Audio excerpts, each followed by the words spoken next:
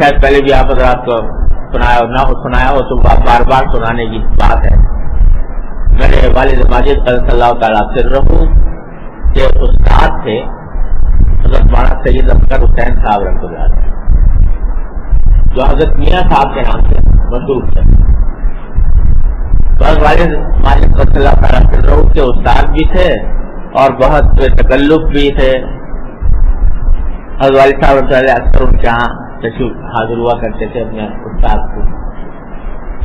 ایک مرتبہ تشریف لے گئے تو کھانے کا وقت آ گیا تو حضرت نے کھانا بھی دسترخوان بچھا کر کھانا کھلایا، خود بھی کھایا، والد صاحب نے بھی کھایا. کھانے کے بعد وہ دسترخوان پر کچھ چیزیں جمع ہو جاتی ہیں تو حضرت والد صاحب چونکہ شاگرد تھے حضرت میاں صاحب کے تو وہ انہوں نے دسترخوان کو سمیٹ کر اور اس کو سوچا کہ باہر کہیں جہاں ایسی چیزیں جھٹکی جاتی ہیں وہاں جھٹک گئے. تو مجھے مفتی صاحب کہاں چلے کہ حضرت یہ دسترخوان جھٹکنے جا رہا ہے. تو فرمایا دسترخوان جھٹکنا آتا ہے؟ تو حضرت والد صاحب نے عرض کیا کہ حضرت کیا یہ بھی کوئی فن ہے دسترخوان جھٹکنا؟ فرمایا ہاں یہ بھی فن ہے. یہاں لاؤ میں بتاؤں کیا فن ہے. وہ پھر لے کر گئے تو حضرت والد صاحب جو فرماتے ہیں کہ اس میں کچھ ہڈیاں تھیں ان کو الگ کیا، کچھ گوشت کے ایسے ٹکڑے تھے جو انسانوں کے کھانے کے نہیں ہوتے ان کو الگ کیا، کچھ جب روٹی آدمی کھاتا ہے تو اس کے بھورے جو ہوتے ہیں چھوٹے چھوٹے وہ پڑے ہوئے تھے وہ الگ کیے اور الگ کر کے فرمایا کہ ان تینوں چیزوں کی جگہ الگ الگ مقرر ہے. یہ جو ہڈی ہے نا یہ میں بڑا جگہ رکھتا ہوں، کتوں کو پتا ہے کہ یہاں ہڈیاں ہوں گی تو کتے آ کے کھا لیں گے. اور یہ جو ایسے گوشت کے ٹکڑے ہیں اس کی فلاں جگہ مقرر ہے، وہاں بلی آتی ہے، بلی کو پتا ہے وہ کھا لیتی ہے. ہاں کچھ روٹی کے بعد اوقات ٹکڑے چھوٹے چھوٹے پڑے ہوتے ہیں تو ان کو یہاں دیوار پر رکھتا ہوں، یہ کوے آتے ہیں وہ لے جاتے ہیں. اور یہ جو چھوٹے چھوٹے بورے ہیں یعنی روٹی کے ذرات ہیں ان کو یہ چونٹیوں کا بل ہے اس میں رکھتا ہوں. تو فرمایا کہ ان میں سے ہر چیز اللہ تعالیٰ کی کے رزق کا حصہ ہے، یہ ضائع نہ جانی چاہیے، کسی نہ کسی مخلوق کے کام آنی چاہیے. تو اس درجہ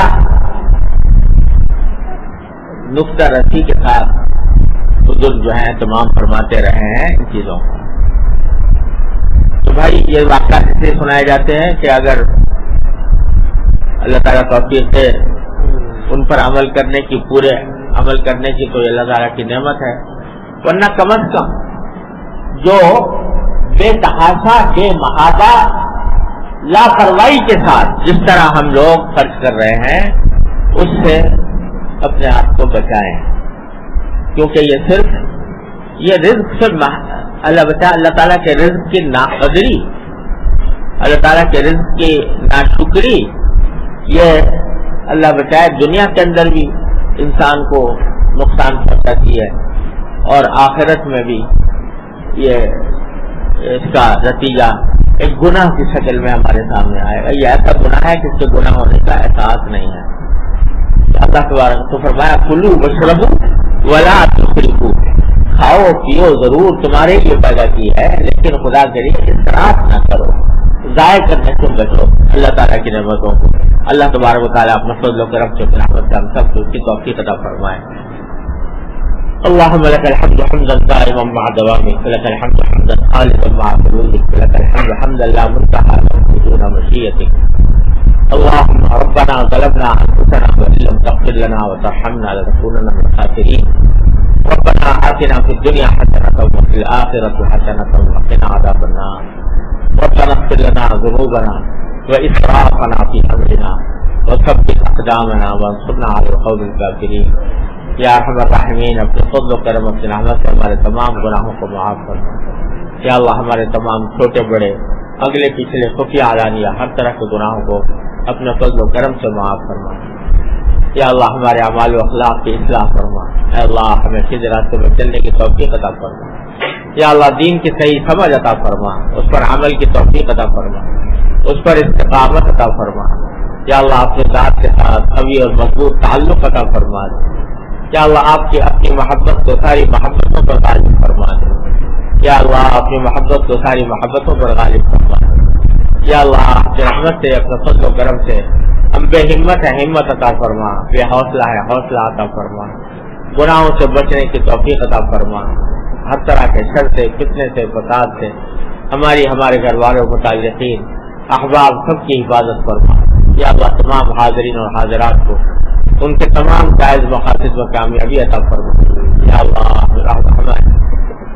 ہمیں ہمارے متعلقین میں جو لوگ بیمار ہیں انہیں شفائے کامل و عاجل عطا فرما. جو تنگ دست ہیں ان کی تنگ دستی کو دور فرما. جو بے روزگار ہیں ان کو حلال واقع روزگار عطا فرما. جو اور کسی طرح پریشان ہے اپنی رحمت سے ان کی پریشانیوں کو دور فرما دے, ان کی مشکلات کو آسان فرما دے. یا اللہ ہمارے ملک میں امن و امان قائم فرما. یا اللہ اپنا امان قائم فرما. یا اللہ عافیت اور اطمینان عطا فرما. یا اللہ اپنے رحمت کے دشمنوں کے شر سے ہمارے ملک کی سارے عالم اسلام کی حفاظت فرما. یا ارحم الراحمین اپنے فضل و کرم سے عافیت اور اطمینان کی زندگی عطا فرما, اپنے رضا کی زندگی عطا فرما. اے اللہ ہر طرح کے شر و فساد سے ہماری حفاظت فرما. اللہم انا نسألک من خیر ما سألک منہ عبدک و نبیک سیدنا محمد صلی اللہ علیہ وسلم ونعوذ بک من شر ما استعاذک منہ عبدک و نبیک سیدنا محمد صلی اللہ علیہ وسلم. ربنا تقبل منا انک انت السمیع العلیم وتب علینا انک انت التواب الرحیم وصلی اللہ تعالی علی خیر خلقہ سیدنا مولانا محمد وعلى آلہ واصحابہ اجمعین. آمین